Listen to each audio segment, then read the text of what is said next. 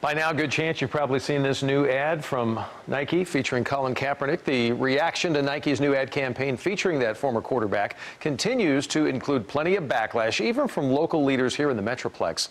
Ken Molestina today spoke to some marketing experts who explained to us why the company did it, they think, and how they think this could affect Nike moving forward. The ad in question pictures Colin Kaepernick with the caption, "Believe in something, even if it means sacrificing everything." It's a message directly tied into the quarterback's choice to kneel during the national anthem, calling attention to racial injustices in the U.S. But now it's getting backlash. Take this tweet, for example, from Dallas Police Association President Mike Mata. He posted a picture of fallen DPD officer Patrick Zamaripa, and he wrote, "Turning down a $20 million paycheck does not mean it cost you everything.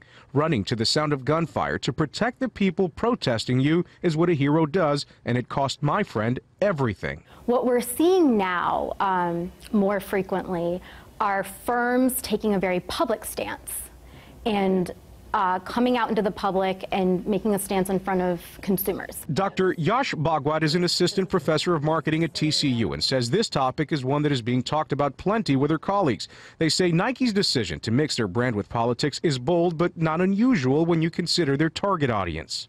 Recent study, 91% of millennials in that group said they would switch brands to a brand that stands for something. So while some record themselves burning their Nike shoes on social media, and others, like musician John Rich, post pictures of the band's sound man cutting the swoosh off the socks, experts we spoke with say Nike expected much of that reaction. In anything that's controversial, it's roughly a 50-50 break, okay, across the whole population. In the end, they believe the volatile reaction towards the brand are just temporary. In the short run, you see this dip, right? But the market adjusts for itself. And interestingly, that in the long run, sales actually can increase. I think it's going to turn out well for Nike. I'm Ken Molestina, CBS 11 News. And late this afternoon, the NFL came out with a statement releasing this, saying in part that the, quote, the social justice issues that Colin and other professional athletes have raised deserved our attention and action. That's just a piece of it. To read the full statement, you can go to cbsdfw.com.